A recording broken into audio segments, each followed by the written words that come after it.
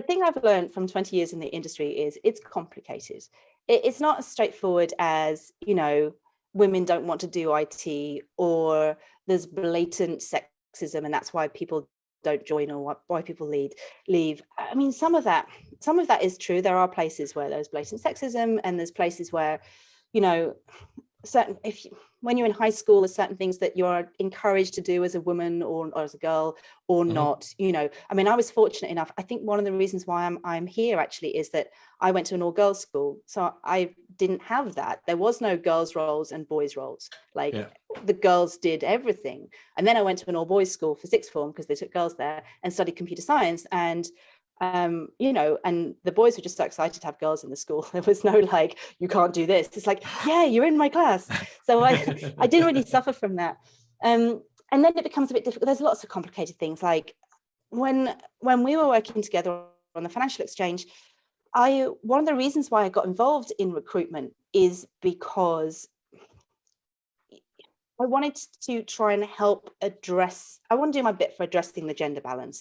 And I don't think I have the same problems as other women, because I've been to like a girls' school and a boys' school, and I had a mum and dad who kind of like allowed me to see through a lot of what society expects you to do without you knowing that society is expecting you to do that. So I kind of had this X-ray vision for some of the kind of crap that comes with gender roles. But I was doing the recruitment for our company because for Java, backend, high performance, low latency in a financial institution in London, generally speaking, the women don't apply for those sorts of roles. Because generally speaking, the sorts of men that you meet who do those sorts of roles are a little bit like the people we were talking about before, like, oh, look at me, I'm so clever, I'm really good at this sort of thing. And like, no, like a lot of people, not just the women, a lot of people don't want to work in that kind of environment. So it's really important for me to get out to those user groups and say, hey, I work in this environment, we do pair programming, we are all about learning. The reason why we are high performance exchange is because we question everything, and it's not one person doing really smart stuff. We just work together to kind of do this sort of thing. And look, I'm a woman and I'm happy, and I'm there. So it's really important to have representation, visible representation, to allow you to attract other people from other groups into your company or into the industry. And there's another reason why I want to be a developer advocate, because it's important for me, given I've made it this far, to show that there are senior women developers with 20 years experience who continue to be technical and continue to write code, and can teach other people how to write code, because we know what we're talking about, and once you get to this level of seniority, it's kind of, you want to normalize senior women in technology, and that should hopefully allow some men to adjust their expectations and to be more welcoming for the women coming in as well. Because if there's just guys, if all the books are written by guys, if all the conference talks are given by guys, if all of the visible people are guys, whether you know it or not, you are given this idea that as a woman or a person of color, that it's not for you, because you can't see you in that industry. It's really important to have the representation. But it's difficult, because it also puts it's difficult for women in the industry, especially if you want to make a difference, because when you do want to make a difference, you do have this extra job to do as well. Like you have to be visible, you have to go to user groups, you have to give talks, you have to write blogs, you have to be on Twitter, and you've got that extra 20% extra work that the guys can choose to do if they want to, but like they have the option not to. Like, I'm already represented, I don't really care, Yeah. It's definitely a lot easier for somebody that looks like me. And this is something else I wanted to say, actually. The reason why I'm here, the reason why I've managed 20 years in industry, have been successful and got to a senior level, is because of people like you. It's very important that we have allies who are white men who are taken seriously. It's important for people like you to have me on your show and give me credit and give me visibility. It was important when we worked together for you to treat me the same as everyone else and say to me, of course you can do that stuff, you should be doing these kinds of things, to push me forward. I've had conversations a bunch about the difference between mentorship and sponsorship, which actually we did a live stream on last week, which I haven't watched yet, but I'm sure it's excellent. And one of the things I read is that women are over mentored and under sponsored.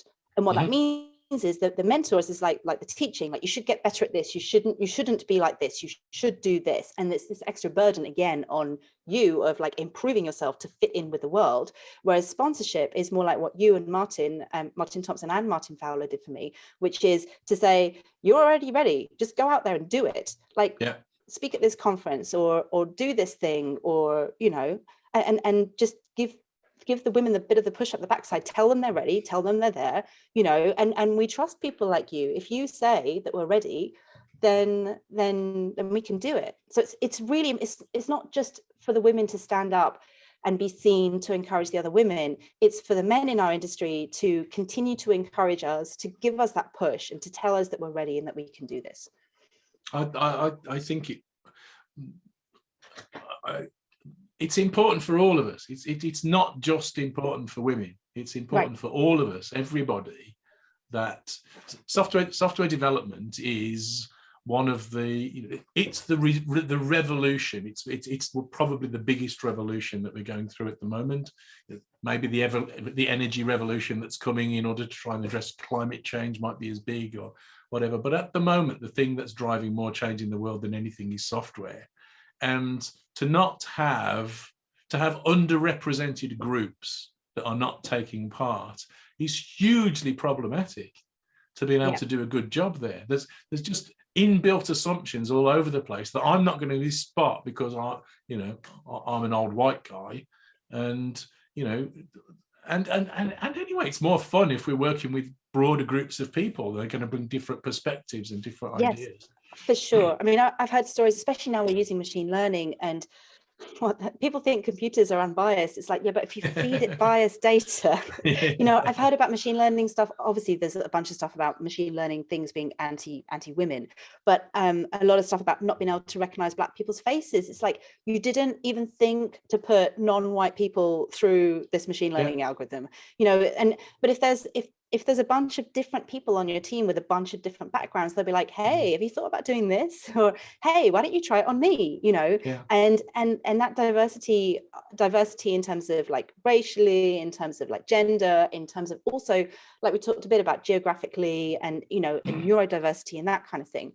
In my team, we actually don't have great gender diversity because there's 4 women on my team. Terrible job with gender diversity, but we do have certain geographical diversity and cultural diversity. So it's really opened my eyes to, like you were saying about this being a bit of a Christmas present, and I think that's really, really cool. I work with a bunch of Russians. I work with Mala from India, and I work with Dalia from the States. But Dalia's background is that she's not from the States originally. And so when you say to them, like, what does Christmas mean to you, or what does the end of year mean to you? The Russians don't do Christmas. Their holidays are more at the beginning of January. Their end of year thing is like a different thing. They have a different cadence to the way they work. And similarly, like Mala's going to say, well, I don't take the same time off at Christmas that you guys do, because like I said you guys, you girls do, because we're girls. And I keep telling people off for using guys, and I still can't quite get away from it. So it's really interesting to have those backgrounds, because I'm trying to deliver a cadence of content or whatever, and then you find out that the entire Indian subcontinent, which is, there's a few people there, like all of your assumptions completely don't apply to them, and you're excluding them without even thinking about it. And so that's the key thing for me. It's not so much about like, it's not just diversity, it's about inclusion, like literally including everybody. Try and make sure that the things that you're saying, the things that you're doing don't accidentally exclude people. And it's hard because you have to, of course, you're naturally going to exclude people whose experiences don't match your own, because you only have your own experiences. But you can change that just by listening, just by instead of going, well, your experience doesn't count because it's not the same as mine, going, oh, right, your experience isn't the same as mine. Tell me about that, because that might be relevant for me. I want to reiterate my thanks, Trish, for spending this time and talking so enthusiastically and thoughtfully about all of these ideas. I'm going to say thank you to everybody for watching. I hope you've enjoyed it as much as I've enjoyed taking part in the conversation. If you do have any ideas, thoughts, comments, leave them in the comment section below. But be nice. Be nice. But be nice. And thank you very much indeed for watching.